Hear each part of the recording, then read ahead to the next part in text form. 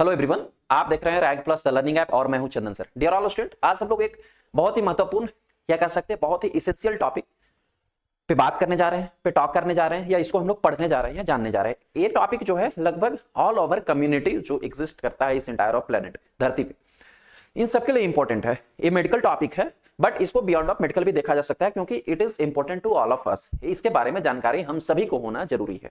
ये टॉपिक है मेनोपॉज। हालांकि ये मेनोपॉज फीमेल में होता है, लेकिन इसको मेल और फीमेल दोनों की इसकी जानकारी होनी जरूरी है। और एक क्या है इसके बारे में, एक कैसे क्रिएट होता है, इसके होने के बाद सिंड्रोम्स क्या या क्या कॉम्प्लिकेशन हो सकते हैं, काउजेस क्या है इसके, और इसका इफेक्टिव ट्रीटमेंट क्या होता है, इसके बारे में हम लोग इस क्लास में जानेंगे।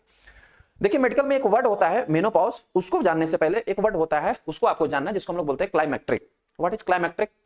देखिए, क्लाइमेक्ट्रिक हम लोग उस पीरियड को कहते हैं। Climacteric is a period of old age whenever your reproductive system undergoes changes due to the decreased secretion of the sexual hormone, that is the estrogen and as well as the progesterone. ये जो word लिखा गया है क्लाइमेक्ट्रिक, ये बहुत बड़ा word है, इसको पहले समझिए, उसके बाद आगे की ओर बढ़ा जाएगा। क्लाइमेक्ट्रिक लाइफ के उस पीरियड को कहते हैं या ओल्ड एज के उस पीरियड को कहते हैं जब आपका रिप्रोडक्टिव सिस्टम आइदर मेल या फीमेल दोनों में से किसी, क्लाइमेक्ट्रिक वर्ड जो है मेल या फीमेल दोनों में से सबके लिए अप्लाई होता है। इसीलिए पहले मैं क्लाइमेट्रिक सिस्टम समझा रहा हूं, क्लाइमेट्रिक वर्ड समझा रहा हूं। क्लाइमेट्रिक का मतलब होता है कि आपके ओल्ड एज का वो पीरियड जब आपका reproductive system undergoes in the changes, जब आपका रिप्रोडक्टिव सिस्टम में बदलाव होता है। और वो बदलाव इसलिए होता है due to the decrease secretion of the sexual hormone. Sexual hormone के डिक्रीज सिक्रेशन को कम हो जाने के कारण जो आपके रिप्रोडक्टिव सिस्टम में बदलाव आते हैं, इसी पीरियड को बोलते हैं क्लाइमेक्ट्रिक पीरियड। मेल में तो टेस्टोस्टेरोन हार्मोन, हालांकि एस्ट्रोजन और प्रोजेस्टेरोन भी स्मॉल अमाउंट में सीक्रेट होता है, लेकिन मेनोपॉज में बात करनी है फीमेल की, इसलिए हम यहां क्लाइमेक्ट्रिक वर्ड फीमेल के लिए यूज कर रहे हैं। तो decrease secretion of the sexual hormone, तो फीमेल में सेक्सुअल हार्मोन कौन से होते हैं सर? दो सेक्सुअल हार्मोन होते हैं, एक होता है एस्ट्रोजन और दूसरा होता है प्रोजेस्टेरोन। तो जब ड्यूरिंग द लाइफ, लगभग 40 से 50 साल, ओल्ड एज में बात कर रहा हूं, जब ओल्ड एज में आपके बॉडी में सेक्सुअल हार्मोन एस्ट्रोजन या प्रोजेस्टेरोन की सेक्रेशन डिक्रीज हो जाने के कारण, कम हो जाने के कारण, जब बॉडी के रिप्रोडक्टिव सिस्टम में बदलाव आने लगे, the reproductive system undergo changes, तो इसी पीरियड को हम लोग बोलते हैं क्लाइमेक्ट्रिक। And this climacteric is accompanied in the female as a menopause. यही क्लाइमेक्ट्रिक जो है फीमेल में मेनोपॉज में बदलता है या देखा जाता है। अब आ गया बात मेनोपॉज की। And this period is usually occurs in the at the age of the 45 to 55। आपके लाइफ के 45 से 50 साल, फीमेल में लगभग 45 से 50 मान के चलो, या 45 से 55 साल के बीच में जो है क्लाइमेक्ट्रिक पीरियड देखने के लिए मिलेगा।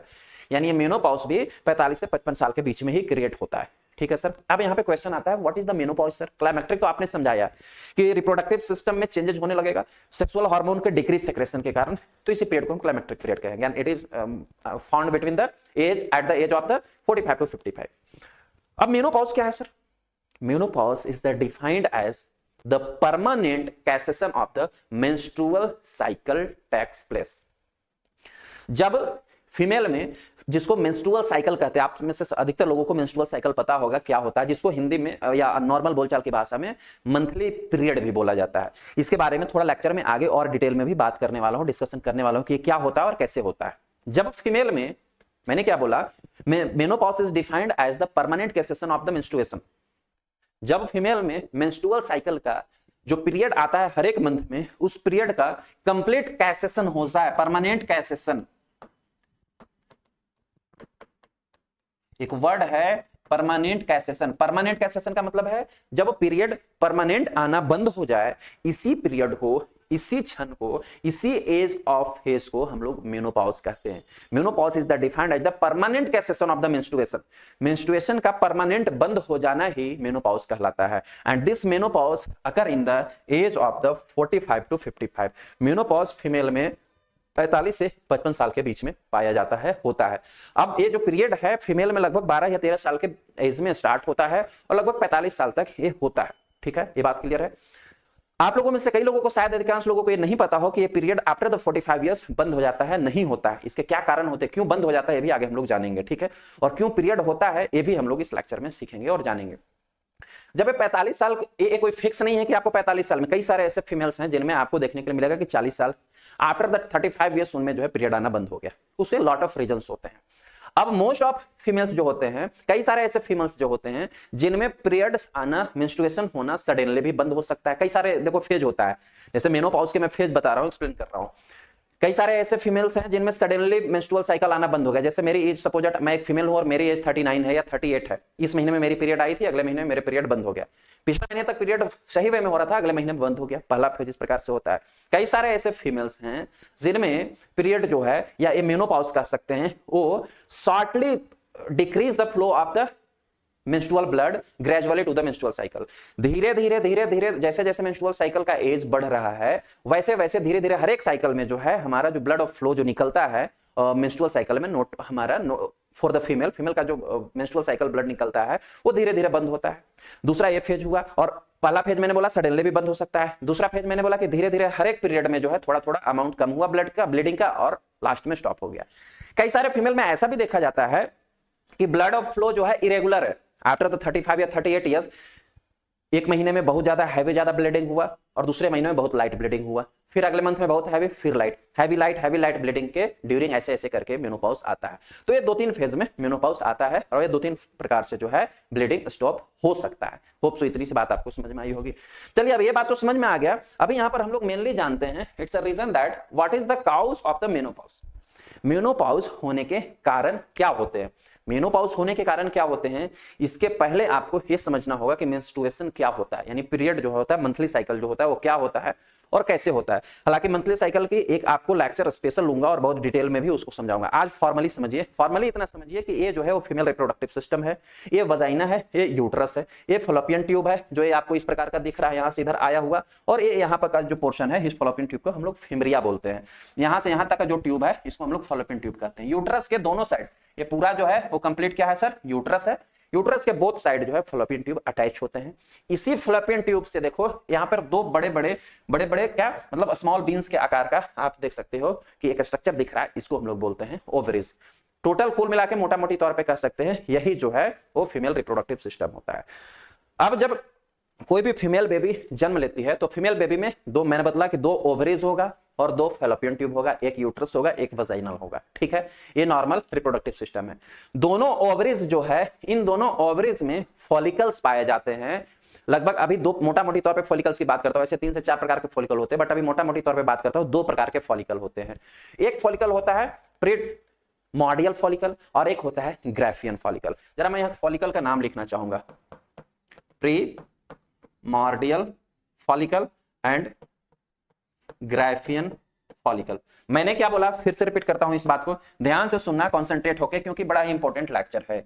जो ये ओवरी फीमेल में पाया जाता है, दोनों ओवरीज में लॉट ऑफ टाइप्स के फॉलिकल्स पाए जाते हैं। ये फॉलिकल का ही सारा रोल है। ठीक है, इनमें से एक फॉलिकल, और भी फॉलिकल होते हैं बट अभी 2 फॉलिकल्स की बात करें। एक फॉलिकल्स का नाम होता है प्रीमॉर्डियल फॉलिकल और दूसरे फॉलिकल का नाम होता है ग्राफियन फॉलिकल। ठीक है, जब कोई भी फीमेल बेबी जन्म लेती है और धीरे धीरे जब उसका एज ऑफ बढ़ना स्टार्ट होता है, जन्म लेने से बाद में जब एज स्टार्ट होता है लगभग 12 से 13 साल तक, तो ये सारे के सारे जो प्रीमॉर्डियल फॉलिकल हैं वो बन चुके होते हैं। लगभग दोनों ओवरीज को मिला करके एक फीमेल में 4 लाख, कितना 4 लाख जो है वो प्रीमॉर्डियल फॉलिकल होते हैं। ठीक है, फॉलिकल का मतलब ये छोटे छोटे गांठ, इस प्रकार से छोटे छोटे गांठ समझ सकते हो। ये दिख रहा है आपको, ये छोटे छोटे दिख रहे हैं इसमें, इन्हीं को हम लोग बोलते हैं फॉलिकल। इसी से बात समझो, यानी एक फीमेल में दोनों ओवरी को मिलाकर लगभग 4 लाख प्रीमॉर्डियल फॉलिकल होते हैं। यही प्रीमॉर्डियल फॉलिकल धीरे धीरे मैच्योर होते हैं और मैच्योर होकर के ग्राफियन फॉलिकल में कन्वर्ट होते हैं। किस फॉलिकल में कन्वर्ट होते हैं सर? ग्राफियन फॉलिकल में। कहां हो रहा है? सारे के सारे प्रोसेस जो है वो ओवरी में हो रहा है। एक्चुअल में एक ग्राफियन फॉलिकल जो होता है, इस फॉलिकल के अंदर में जो फॉलिकल के चारों ओर की लेयर है उसके अंदर में जो पाया जाता है मटेरियल, जब प्रीमॉर्डियल फॉलिकल ग्राफियन फॉलिकल बन जाएगा तो उसी के अंदर फॉलिकल, ग्राफियन फॉलिकल के अंदर ही क्या प्रेजेंट होता है सर? मैच्योर ओवा प्रेजेंट होता है, जिसको हम लोग ओवम बोलते हैं। आई बात समझ में? कहां ओवम प्रेजेंट था? ओवरी के अंदर प्रेजेंट था, जिसको आप नॉर्मल भाषा में एग भी बोलते हो। ठीक है, अब होता क्या है कि जब ये प्रीमॉर्डियल फॉलिकल ग्राफियन फॉलिकल में कन्वर्ट हो गया, ये ग्राफियन फॉलिकल जब मैच्योर हो जाता है तो ये रप्चर होता है। कहां? ओवरी में। रप्चर मतलब टूटा फूटा अंडा। एक आपने देखा ना, एक का ऊपर में जो लेयर है वो फूट गया, फूटने के बाद अंदर से क्या निकलता है? येलो वाला पार्ट निकलता है, जब नॉर्मल अंडा जो हम लोग खाते हैं। वैसे ही जब ग्राफियन फॉलिकल फूटता है, रप्चर होता है, तो इसके अंदर से ओवा रिलीज होता है और ये ओवा इस फिम्ब्रिया के थ्रू होते हुए माइग्रेट करके इस फैलोपियन ट्यूब में आता है। अब ओवम कहां पर चला गया सर? फैलोपियन ट्यूब में। ठीक है, क्लियर हो गया? एक बात ध्यान से सुनना, ये पूरा प्रोसेस अगर किसी भी फीमेल में 28 दिन का मेंस्ट्रुअल साइकिल होता है, ऐसे 28 डेज में अगर किसी फीमेल को हमेशा पीरियड आ जाता है, इसको बोलते हैं एक साइकिल। ये 28 दिन से लेकर 40 दिन तक भी हो सकता है, किसी फीमेल में 30 दिन पे भी आता है, किसी फीमेल में 32 पे 35 दिन पर भी आता है। मैं आपको बता रहा हूं 28 दिन की अगर कोई साइकिल है किसी फीमेल में, तो ये लगभग 14वें दिन, किस दिन सर? 14th days. जिस फीमेल में 28 डेज की मेंस्ट्रुअल पीरियड होगी, उसमें 40th डे पे 14वें दिन पर ये जो है प्रीमॉर्डियल फॉलिकल मैच्योर होकर के ग्राफियन फॉलिकल में कन्वर्ट हो जाएगा, और ग्राफियन फॉलिकल रप्चर होकर के इससे ओवा रिलीज हो जाएगा, और रिलीज होकर के फैलोपियन ट्यूब में आ जाएगा। कितने दिन का समय लगेगा सर इसमें? 14 दिन का।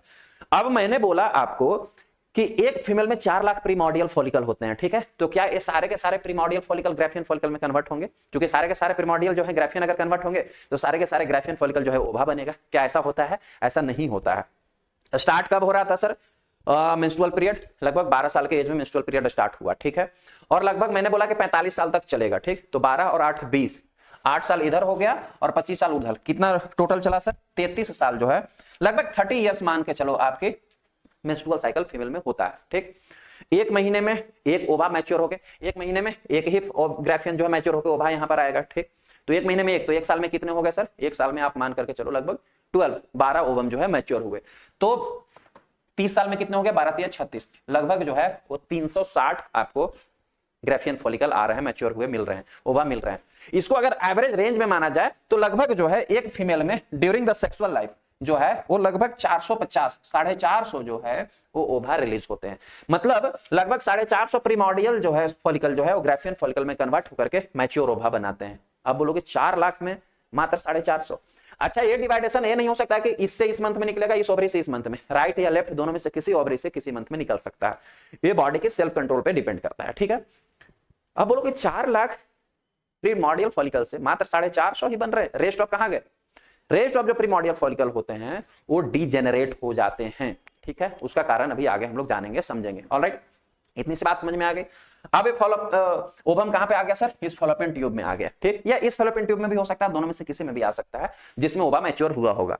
इस ड्यूरिंग 21 दिन हुआ सर, 14th डे 14वें दिन हुआ। इस ड्यूरिंग अगर कोई भी मेल जो है अगर वजाइनल इंटरकोर्स करता है तो वो स्पर्म जो है वो माइग्रेट करके इस फैलोपियन ट्यूब के वॉल तक आ जाएगा। कौन? स्पर्म।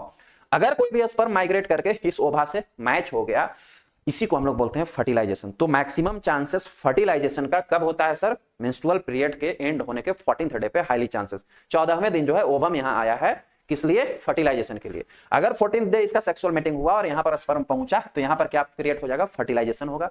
फर्टिलाइजेशन होकर के जो प्रोडक्ट बनता है उसको हम लोग बोलते हैं जाइगोट। क्या बोला जाता है सर उसको? जाइगोट। जो प्रोडक्ट बना, जो हम लोग बेबी सब, मैं इंक्लूडिंग आप जितने लोग इस लेक्चर को देख रहे होंगे, सब जो जन्म लिए हैं सब जाइगोट बन के ही जन्म लिए हैं, ठीक है सर? जाइगोट बन गया। अगर ये जाइगोट नहीं बन, अगर ये स्पर्म नहीं आता यहां पर और फर्टिलाइजेशन नहीं होता तो जो ये ओवा यहां पर आया है वो कितने देर तक सरवाइव कर सकता है, विएबल रह सकता है, जीवित रह सकता है? एक क्वेश्चन है। तो जब यहां से 14वें दिन 14 डेज आ गया, 14वें दिन याद रखना उसी में अप्लाई है जिसमें 28 डेज पे मेंस्ट्रुअल साइकिल होते रहता है रिपीट, ठीक है? वरना ये ऊपर नीचे भी हो सकता है 14 दिन वाला। तो जब यहां पर आ गया 14 डेज ओवम और अगर उसको फर्टिलाइजेशन के लिए नहीं मिला स्पर्म तो कितनी देर तक विएबल रहेगा फैलोपियन ट्यूब में? लगभग 24 टू 48 आवर्स। कितना? 24 टू 48 आवर्स, 24 से 48 घंटे तक जो है वो वेट करेगा फर्टिलाइजेशन के लिए, सर्वाइव करेगा। उसके पास इतनी ही एनर्जी पहले से रहेगी जिसमें कि वो सर्वाइव कर सकता है, ठीक है? अब यदि आ गया फर्टिलाइजेशन हो गया तो ये फर्टिलाइज्ड जाइगोट को इस फैलोपियन ट्यूब से माइग्रेट करके इस यूट्रस वॉल तक आने में लगभग 2 से 3 दिन लगता है, और इस यूट्रल वॉल में आकर के यूट्रस के वॉल में इंप्लांट हो जाने के लिए लगभग 6 से 7 दिन का समय लगता है। ये भी आपको क्लियर हो गया? अगर फर्टिलाइजेशन हो गया तो 7 दिन में, 6ठे या 7वें दिन में जो है वो यूट्रस के वॉल में जाइगोट जो फर्टिलाइज मटेरियल है वो जाके इंप्लांट हो जाएगा और प्रेगनेंसी आगे बढ़ने लगेगी। इसी फेज को हम लोग बोलते हैं, जो ओवरी में हुआ इसको बोलते हैं फॉलिक्यूलर फेज। इसी ओवरी में एक दूसरा फेज भी होता है जिसको हम लोग बोलते हैं ल्यूटल फेज। ल्यूटल फेज जब मेंस्ट्रुअल साइकिल पढ़ाऊंगा उसमें डिटेल में बताऊंगा। जो ये फूटा था, जो ये रप्चर हुआ था ग्राफियन फॉलिकल, इससे तो अंडा निकल गया बट इसका अवशेष तो रह गया था ना, इस यही जो है कॉर्पस ल्यूटम में आगे की ओर कन्वर्ट हो जाता है। ये कॉर्पस ल्यूटम में जो है लॉट ऑफ प्रकार के सेक्सुअल हार्मोन मेनली कहो एस्ट्रोजन और प्रोजेस्टेरोन जो है वो सिक्रेट होता है। ये कब तक होता है? ये मैंने क्या बोला, पहला फॉलिकुलर फेज 1 से लेके 14th डेज तक फॉलिकुलर फेज हुआ। जब ये फर्टिलाइजेशन हो गया, आया कोई स्पर्म फर्टिलाइजेशन हो गया, उसी ड्यूरिंग जो है एक ल्यूटल फेज भी चलता है। डिटेल में नहीं जा रहा है ल्यूटल फेज के, शॉर्ट में समझा रहा हूं। इस ल्यूटल फेज जो है ये क्या होता है, बाद में ये जो कार्पस ल्यूटम बन जाता है इसमें जो है ब्लड फिल्ड हो जाता है, भर जाता है। जो निकला हुआ था इससे अंडा, उस जो शेष बच गया उसमें, उस जो ब्लड फिल्ड हुआ है उसमें 2 प्रकार के हार्मोन का सेक्रेशन होता है। कौन कौन सा हार्मोन? प्रोजेस्टेरोन और एस्ट्रोजन हार्मोन। ये कब से होगा सर? 15 से लेके 28 दिन तक होगा, क्योंकि 28वें दिन जो है मेंस्ट्रुअल साइकिल कंप्लीट भी होनी है ना। कब से? 15 से 28 दिन। फॉलिकुलर फेज 1 से 14 दिन और ल्यूटल फेज 15 से 28 दिन तक होगा। यहां पर जो एस्ट्रोजन और प्रोजेस्टेरोन हार्मोन बना है, जब फर्टिलाइजेशन हो जाएगा, ध्यान से सुनिए, फर्टिलाइजेशन अगर हो गया, इंप्लांट हो गया यूट्रस में, तो क्या होगा सर? इस जो यूट्रस में गया है जायगोट या फर्टिलाइज मटेरियल, उसको या कह सकते हो कि प्रेगनेंसी जो हुआ उसको मेंटेन करने के लिए प्रोजेस्टेरोन और एस्ट्रोजन हार्मोन की ह्यूज रिक्वायरमेंट होता है। तो यही कार्पस ल्यूटम जो ल्यूटल फेज में बना, यही कार्पस ल्यूटम से प्रोजेस्टेरोन और एस्ट्रोजन मिलकर के जो है इसको प्रेगनेंसी को मेंटेन करने का काम करते हैं। इतनी सी बात समझ में आई? चलो, ये तो था नॉर्मल प्रोसेस। और इसमें जो है कॉर्पस ल्यूटम में लगभग 4 से 5 महीने तक प्रोजेस्टेरोन एस्ट्रोजन हार्मोन का सेक्रेशन होता रहेगा। ठीक है, 4 से 5 महीने के बाद जो ओवरी है, वो ओवरी के और फॉलिकल्स जो हैं वो प्रोजेस्टेरोन एस्ट्रोजन हार्मोन का सेक्रेशन स्टार्ट कर देंगे इसको मेंटेन करने के लिए। ठीक है, अभी फिलहाल इसके बारे में इतना ही। अब दूसरा पहलू पे आते हैं, दूसरे कंडीशन पे आते हैं। सपोज दैट 14वें दिन कॉर्पस ल्यूटम से ग्राफियन फॉलिकल रप्चर हुआ और ओवा निकल के फॉलोपियन ट्यूब में आया, लेकिन यहां से कोई भी स्पर्म जो है इसको फर्टिलाइजेशन के लिए नहीं गया। तो नहीं गया तो 24-48 घंटा इंतजार करेगा। 24-48 घंटे बाद वो क्या होगा? डेट हो जाएगा। लेकिन डेट हो जाएगा तो तुरंत यहां से जो है वो बाहर नहीं आएगा। इसको बाहर आने में यही जो है 15 से 28 दिन इसको बाहर आने में लगेंगे। अब 15 से 28 दिन ये यहीं पे पड़ा हुआ था। ठीक है, दूसरी ओर जो कार्पस ल्यूटम में मैंने बोला कि ब्लड भर जाएगा, ये जो शेष बचा हुआ था, ब्लड भरने के बाद उसमें प्रोजेस्टेरोन और एस्ट्रोजन हार्मोन का सेक्रेशन होगा। लेकिन यहां तो फर्टिलाइजेशन हुआ नहीं, तो क्या होगा? लगभग 26वें दिन कार्पस ल्यूटम जो होगा वो फूट जाएगा, फट जाएगा। उससे जो भी एस्ट्रोजन और प्रोजेस्टेरोन हार्मोन थे वो निकल जाएंगे, और निकलने के बाद ये जो है फ्लूइड, विस्किड फ्लूइड में आकर के फॉलोपियन ट्यूब से ये जो एग था, जो यहाँ ओवा पहले से पड़ा हुआ था, उसमें मिक्स हो जाएगा और मिक्स होकर यूट्रस में आ जाएगा। यूट्रस में नहीं आएगा, मतलब फ्लोपियन ट्यूब के यूट्रल वॉल से होते हुए बाहर आएगा।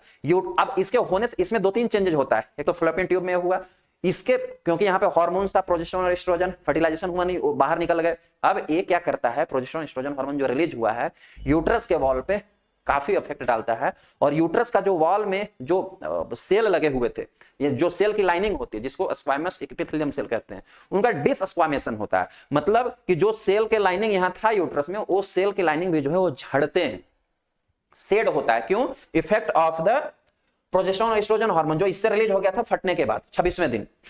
इसीलिए पीरियड आने के 2 दिन पहले से ही पेट मरोड़ा स्टार्ट हो जाता है अक्सर फीमेल में। अब इससे क्या हुआ कि सेल झड़े यूट्रस के, तो उसमें यूट्रस के सेल झड़े तो उससे ब्लड भी निकला, उससे म्यूकस भी निकला, साथ में इधर से जो ए रिलीज हुआ था कार्पस ल्यूटम के से और ओवा, ये सब जो है मिक्स्ड होकर के as a menstrual blood vagina के थ्रू बाहर निकलते हैं। और ये लगभग कितने दिन चलता है सर? ये लगभग 3 to 5 डेज चलता है। ठीक है, 3 से 5 दिन में जितने सारे थे सब निकल गए। अब यहाँ पे क्वेश्चन आता है कि सर ये सेल जो आप बोले कि सेल झड़ता है यूट्रस का, क्यों झड़ता है?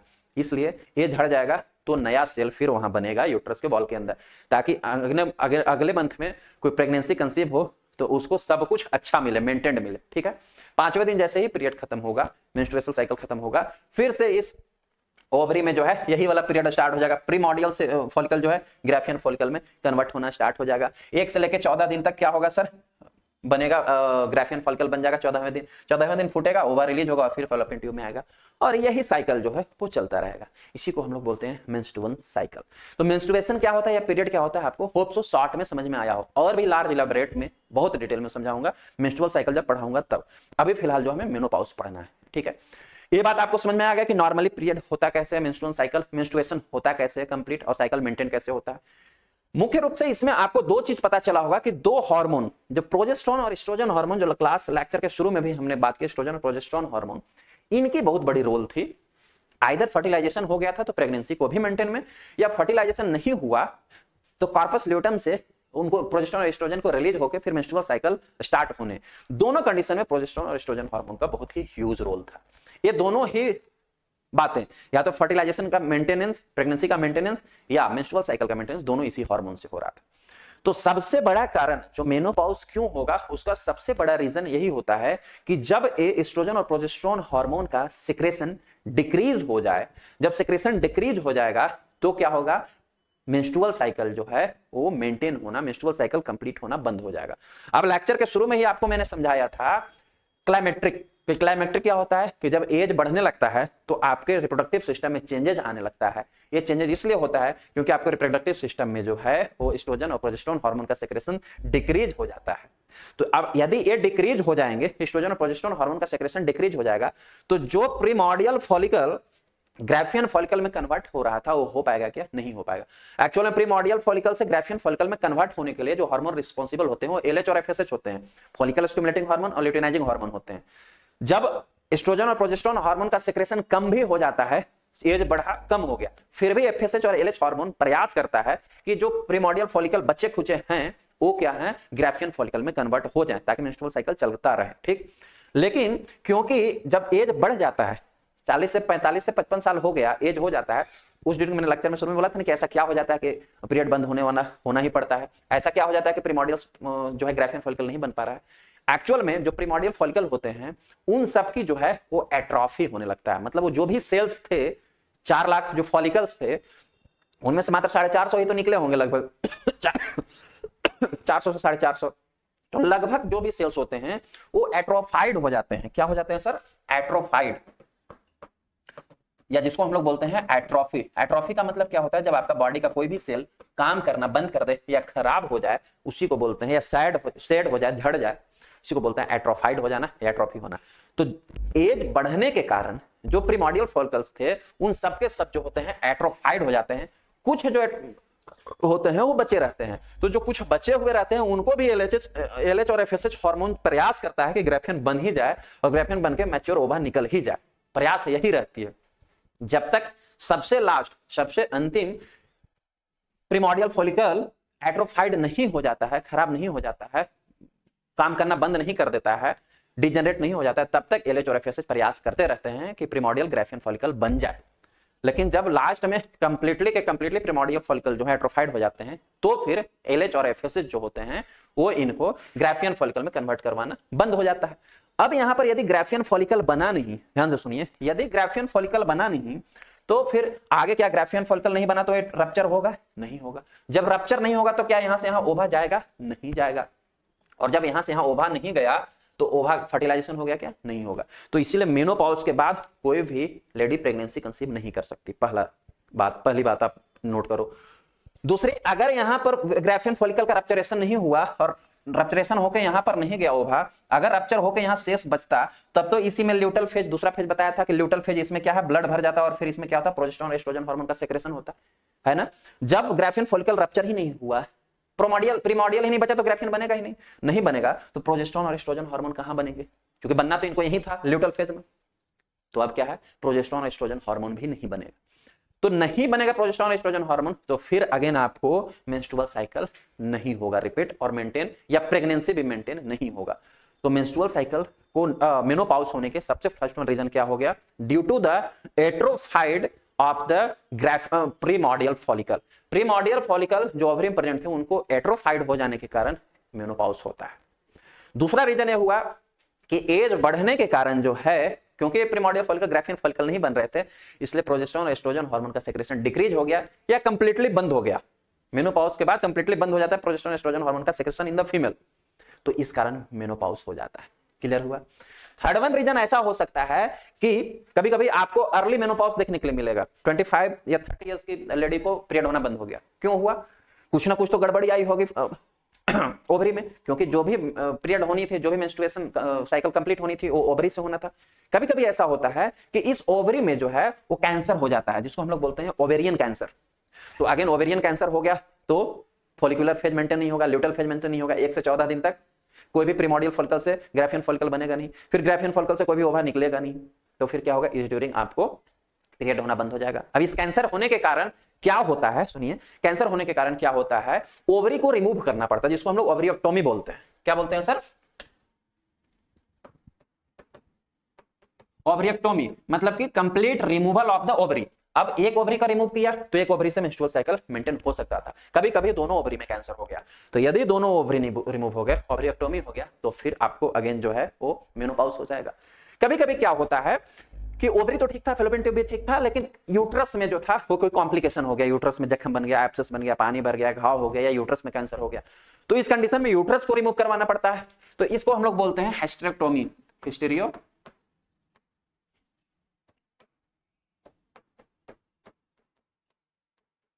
हिस्टेरेक्टोमी का मतलब क्या होता है? हिस्टेरेक्टोमी का मतलब होता है रिमूवल ऑफ द यूट्रस। क्या होता है सर? Removal of uterus. और इसका मतलब क्या होता है? Removal of ovary. अब अगर यूट्रस का रिमूवल हो गया तो अगेन ये सारा प्रोसेस कहां से कंप्लीट हो रहा था? यूट्रस से ही अटैच होकर हो रहा था। तो अब यूट्रस ही नहीं प्रेजेंट है तो क्या ओवरी काम कर पाएगा? ओव्यूलेशन हो पाएगा? नहीं हो पाएगा। तो अब अगेन ओव्यूलेशन नहीं हो पाएगा तो फिर से मेंस्ट्रुएशन नहीं होगा, तो इस कंडीशन में भी उस फीमेल में मेनोपॉज हो जाएगा। तो ये सभी थे मेनोपॉज के रीजन। एक आता है फिजियोलॉजिकल रीजन, और वो फिजियोलॉजिकल रीजन है हैवी सिगरेट स्मोकिंग। कोई भी फीमेल अगर सिगरेट बहुत ज्यादा पीती है, स्मोकिंग करती है सिगरेट का, गांजे का, तंबाकू का, तो सिगरेट से जो है वो मेनोपॉज अर्ली डिटेक्ट किया गया है, बहुत जल्द ही एज में, यंग एज में मेनोपॉज उस लेडी में हो जाता है।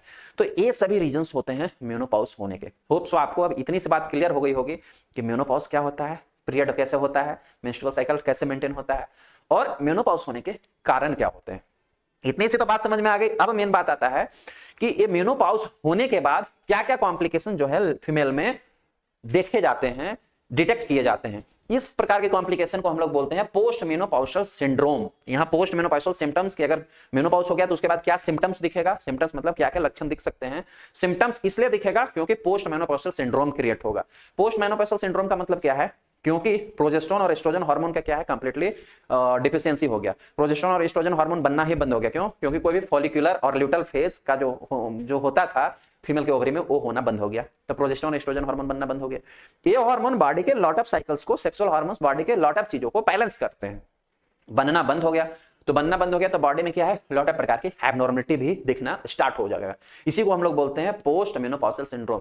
एक्चुअल में सिंड्रोम का मतलब क्या है? Group of the symptoms. अगर बहुत प्रकार, एक प्रकार का सिम्टम्स नहीं, लॉट ऑफ प्रकार का सिम्टम्स एक साथ दिख रहा है तो इसी को हम लोग बोलते हैं सिंड्रोम।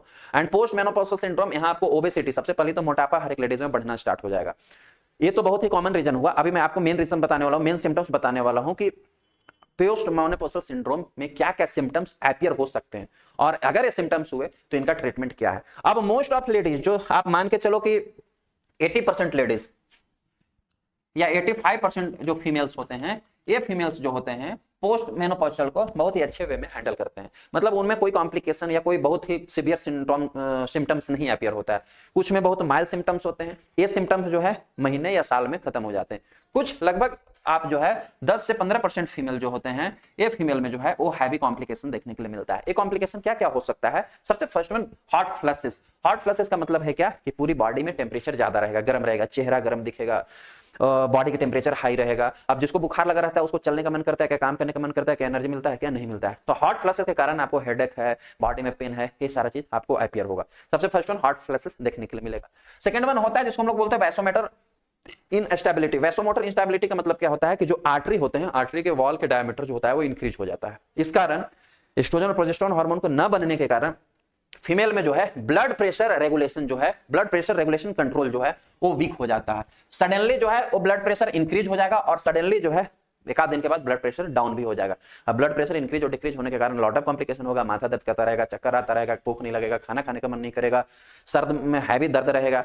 तो ये आपको वैसोमोटर इनस्टेबिलिटी देखने के लिए मिलेगी। आपको फटिग, थकान होगा फीमेल को, नर्वसनेस, कंफ्यूज रहेगी, बहुत ज्यादा किसी भी चीज को लेकर नर्वस रह सकती है। ऐसे सब सिम्टम्स देखने के मिलेगा पोस्ट मेनोपॉज। ठीक है।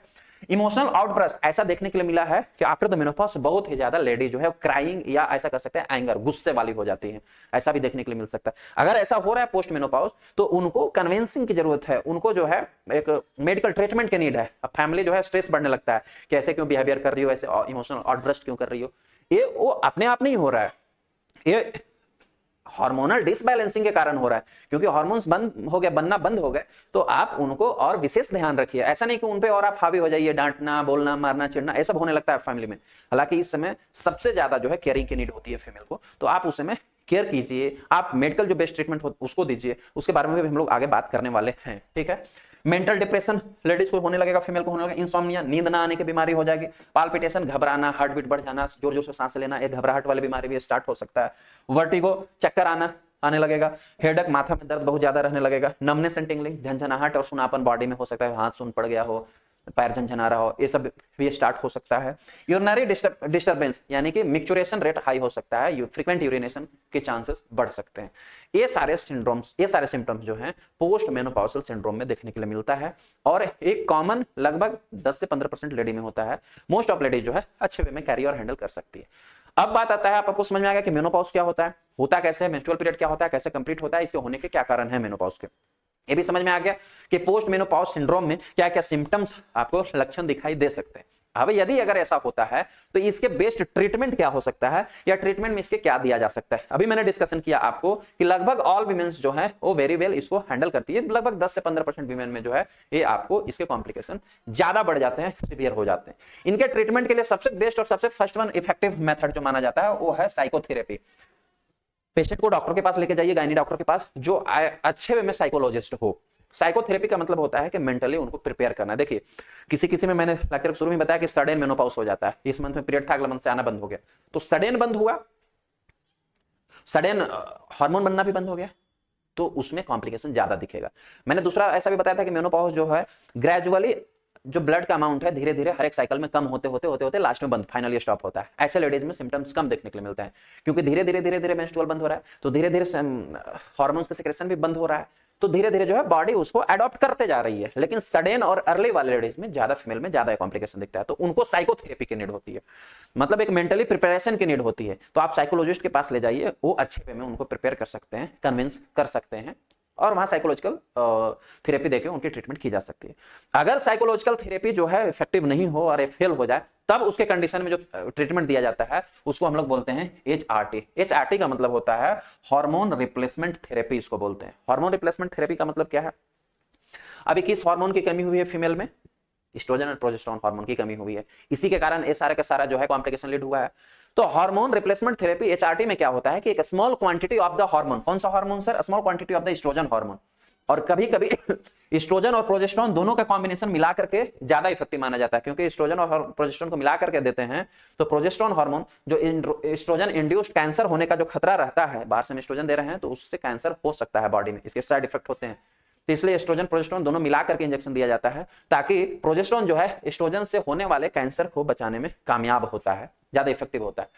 तो हार्मोन रिप्लेसमेंट थेरेपी में क्या, HRT में क्या करते हैं कि small quantity of the estrogen and progesterone hormone की एडमिनिस्ट्रेशन, मतलब कि IV में इंजेक्शन देते हैं लगभग डेली, थोड़ा थोड़ा बहुत स्मॉल क्वांटिटी, धीरे धीरे ये लगभग 1 महीने तक 1.5 महीने तक चलता है, धीरे धीरे उसके डोज जो है और कम करते जाते हैं। इससे क्या होता है कि जो सडनली एस्ट्रोजन हार्मोन का बनना बंद हुआ था बॉडी में, अगर स्मॉल क्वांटिटी ऑफ एस्ट्रोजन हम दे रहे हैं तो it will reserve the symptoms, जो सिम्टम्स हो रहे थे उनको क्या होगा, धीरे धीरे कम करेगा। तो धीरे धीरे हम भी डोज कम कर रहे हैं तो बॉडी भी धीरे धीरे क्या है उन सिम्टम्स को रिजर्व करना स्टार्ट कर देता है और फाइनली फिर ट्रीटमेंट बंद हो जाती है। It is a very effective treatment in the menopause. लेकिन कब, जब रिक्वायरमेंट हो तब। If you have not an requirement then मैं हमेशा कहूंगा, क्योंकि यहां पर क्लियर मेंशन भी मैंने किया है कि एस्ट्रोजन बाहर से हम देते हैं तो it may induce to the cancer, estrogen induced cancer इसको बोलते हैं। तो उससे बचने के लिए अच्छा है कि आप ट्रीटमेंट नहीं ले, जरूरी अगर पड़ा ही तो साइकोथेरेपी ले, अगर साइकोथेरेपी भी फेल हो गया then you may take the HRT।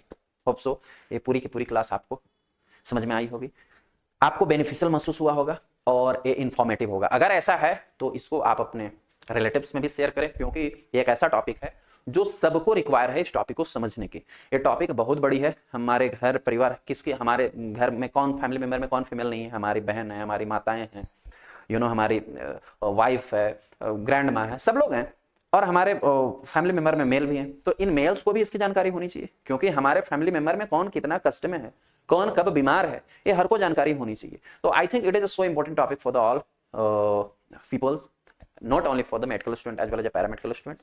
तो मिलते हैं नए क्लास में नए टॉपिक के साथ। Thank you so much.